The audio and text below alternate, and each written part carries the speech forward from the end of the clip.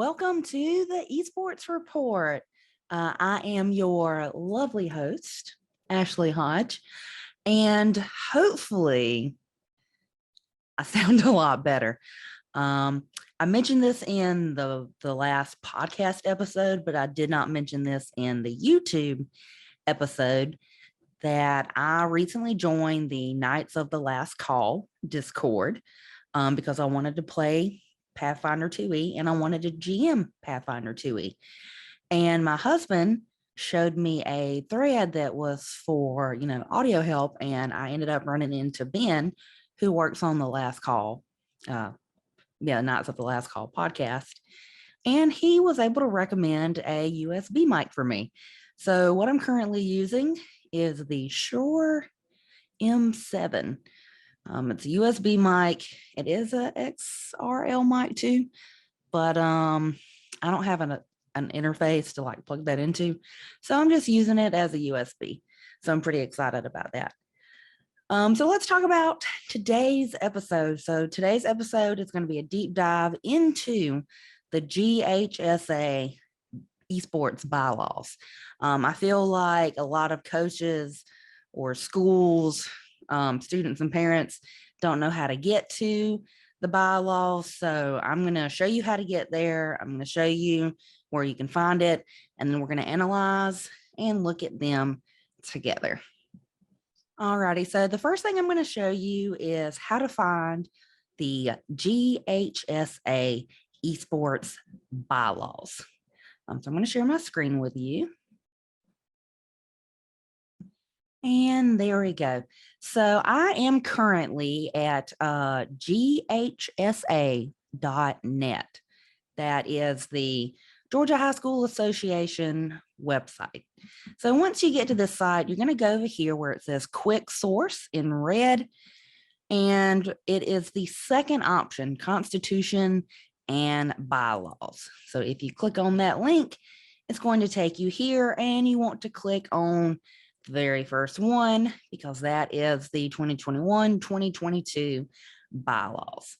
So it's going to open their Constitution, which is very large. So what you want to do is hit Control F or Command F. If you're using a Windows or a Mac, type in esports. And the very first one it will show you is where it is. It's on page 95. But if I hit the second one, third one, it's going to take me down here to where the esports bylaws are. So here we are. I'll make this bigger for us. All right, so these are the Georgia Esports Bylaws. All right, so we have some general information at the top. It says esports is a state championship co-ed event open to all GHSA schools in all classifications. There will be a fall season and spring season each year with specific dates published on the GHSA website. Each game's championship will be determined by a single elimination tournament. Each team will consist of 3 to 5 players, depending on the requirements of a specific game. Alternates may be chosen and multiple teams are allowed. Eligibility reports are required for all participants. Participants must be academically eligible as specified in the Bylaw 150 and cannot be a migrant student as defined in the Bylaw 160. Eligibility reports must be received in the GHSA office at least 20 calendar days prior to the first contest. All matches and game rules must be overseen and managed by the company PlayVS Inc. In addition to PlayVS rules, school must follow the GHSA bylaws, which will take precedent over PlayVS procedures. PlayVS will specify equipment needed for competition in each game. In general, coaches should have access to the communication platform utilized by PlayVS. Sportsmanship of coaches and players will be monitored by PlayVS and the GHSA. Rosters will be managed during registration for the games with PlayVS. All practices and matches must be conducted in the physical presence of a certified coach. Students may not play GHSA Esports from home. Forfeitures without timely communication beforehand may be grounds for fines and or penalties. And of course, we have right here, the state coordinator for esports is Tanya Anderson, and it lists her email, which is tanyaanderson@ghsa.net. So those are the bylaws, not a lot of them. So let's just look at these really quick and let's discuss them. So the first one, each game's championship will be determined by a single elimination tournament. I guess I don't really have too much of a problem with that. I mean, we're currently playing 8 different games through PlayVS. So if you had like multiple rounds in a tournament, that could make the event last even longer than it already does. And it already lasts a pretty long time. However, it's hard for me to say, one game to determine everything. Maybe, I don't know, maybe different tournament style rules for different games. Like Rocket League, it's best 2 out of 3 for the championship or something like that. Single elimination seems a little harsh. So when these were originally written, we only had Rocket League, Smite, and League of Legends. So that's why they have this 3 to 5 players depending on the requirements for the specific game. This right here probably needs to be updated to just say required players for each specific game. Because Splatoon is 4, League of Legends is 5, Madden is 1, Madden is single player. So that doesn't really fit into these bylaws right here. I think NBA 2K is single player. Hearthstone is single player, and Super Smash is single player. Like, I know Super Smash, they have like 3 students on a team, but it's not like 3v3, it's 1v1. So I count it as a single player. So I think that needs to be updated. And it says multiple teams are allowed. So there are multiple teams. I would like it to be more specific because you might not know this, but for your school to participate in a state esports championship, you can actually only have 2 teams per school. For example, I had 3 Madden players this year, and only 2 of them could go to playoffs. So I don't really have a problem with a limitation on the number of teams because I was at Colquitt for a while, and I had like 10 League of Legends teams. And that's not fair to a smaller school who might only have 2. So I don't mind the team limitation. I think that's good. Can't talk. Eligibility reports are required for our participants. That is not unique to esports. Basically, you can go to that bylaw in here and look at that. It's very long. I guess we could go look at it. I'll get through all of these and then we can go look at that bylaw and the migrant bylaw. So in one of my episodes, I did kind of like a deep dive of the 3 major companies that are offering esports in Georgia. So remember with PlayVS, I said that they're partnered with GHSA, and if you want a state sanctioned championship, you will use PlayVS. So it's right here in the bylaws. It says all matches and game rules will be overseen and managed by PlayVS. So you have to follow PlayVS and you have to use them. But GHSA does say, if PlayVS makes a rule and we don't like it, we have the right to change it. So that's basically what that is saying. PlayVS will specify the equipment needed for each competition. So they do actually do that on their website when they tell you the platform. This kind of needs to be, the second part I think needs to be elaborated on. It says in general, coaches have access to the communication platform utilized by PlayVS. PlayVS. So in the beginning, if Will was here, he would second me on this. In the beginning, PlayVS only used Discord which is a problem for a lot of schools because a lot of schools automatically will block Discord because it's a privacy issue. So if your school had it blocked, you had to go to your IT department and they would either block it for you or they wouldn't. So I will say in the recent seasons, PlayVS has actually made an in-game chat feature. Sorry, an in-game chat feature that is actually within their website that you and the coach can use to communicate. So that's pretty good. And that's a really good workaround the Discord issue. Sportsmanship of coaches and players will be monitored by PlayVS and GHSA. That's pretty self-explanatory, conduct yourself in a professional way and model good behavior for your students. Rosters will be managed during registrations with PlayVS. I think that's kind of unnecessary. I think that really goes with F. I think they're just being redundant there. I have a problem personally with J, especially during the COVID pandemic and really honestly the ongoing COVID pandemic because it hasn't stopped. So it says all practices and matches must be conducted in the physical presence of a certified coach. Students may not play from home. Now, I understand why GHSA would want this. You want to make sure that the student who is playing is the one who's playing.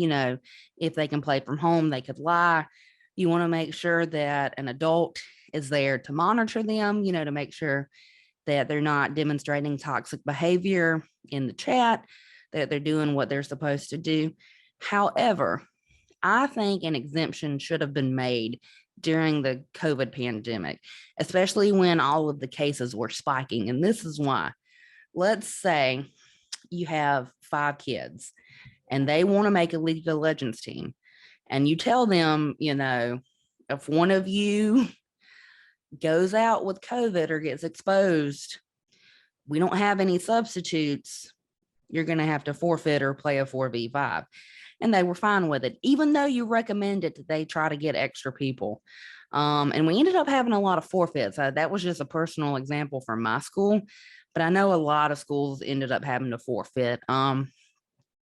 Not last year, 2021, 2022, not this past school year, but the one before it was awful.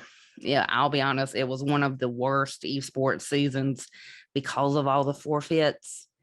Now I didn't go to that state championship, so I don't really know what that was like. I'm sure it was fine, but I just think if COVID numbers, are increasing or there's some kind of thing that happens and the students and the staff can't physically be at the school, that there should be exemptions for that. Forfeitures without timely communication beforehand may be grounds for fines and other penalties. I'll be honest with you, this is very aggravating and it's still happening. It still happened in this season. It would be game day and I would get an email 30 minutes before a match or 5 minutes before a match with a coach telling me that they couldn't play and they needed to, reschedule. I'll be honest, it's a little aggravating. Generally, what I find is a good practice is you email the coach at the beginning of the week. Hey, my team, Dunkin' Donuts, is playing against your team, Pizza Hut, and we're playing Super Smash on this day at this time. Hope to see you there. Looking forward to see you there. Whatever, blah, blah, blah. And in the subject line, what I would do is make sure you put your team name and then the coach's student's team name that you're going against. That makes life a lot easier. Because when somebody just emails me and says, hey, I'm Coach Bob from whatever school, that really doesn't help me. I need to know the names of the teams and the game, and that'll help me a lot. But that's just a personal thing that I do. So yeah, so that's the bylaws. So I guess we're gonna go look at bylaw 150 really quick. I say really quick, it's probably not going to be really quick because eligibility is a big deal.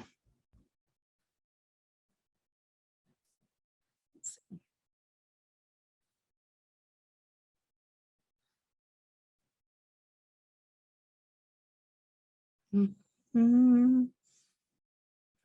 Mm-hmm.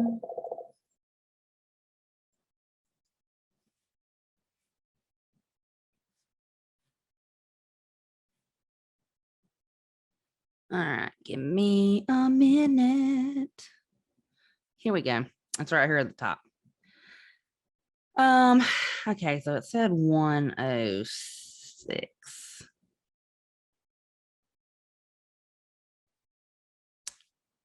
see if I can find it.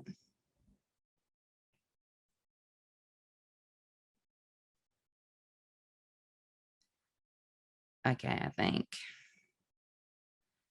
think this is it. All right. So basically, this is the eligibility requirements. I'm struggling right now.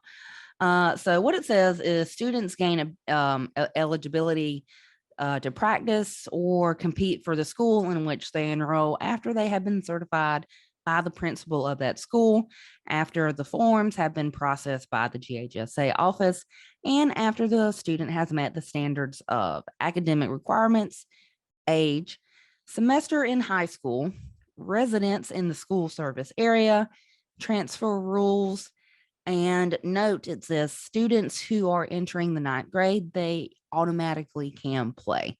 So that's a good thing. If you have ninth graders interested, they can automatically play. Right. So it says, hey, this certification for these students must be submitted in each sport no later than the date set by the GHSA for the first practice in that sport or activity. So a student is ineligible if they have a court restraining order or injunction against the school or GHSA, and then has the court order vacated, stayed reversed, or ruled unjustified. The executive director shall take one or more of the following actions against the school involved in the interest of restitution and fairness to the competing schools. Require that students or team records and performances achieved during participation by the ineligible school be vacated or stricken. Require that the team victories be forfeit to the opponents, and require that the teams awarded earned by the school or individual awards by the ineligible students to be returned to GHSA.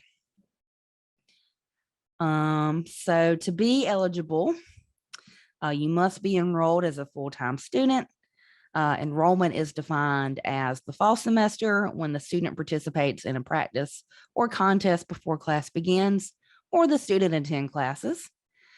Spring semester when the student attends classes.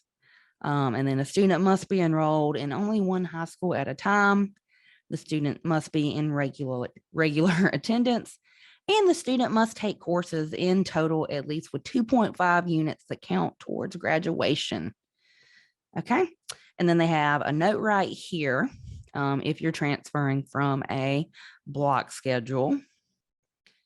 So let's go down here to age.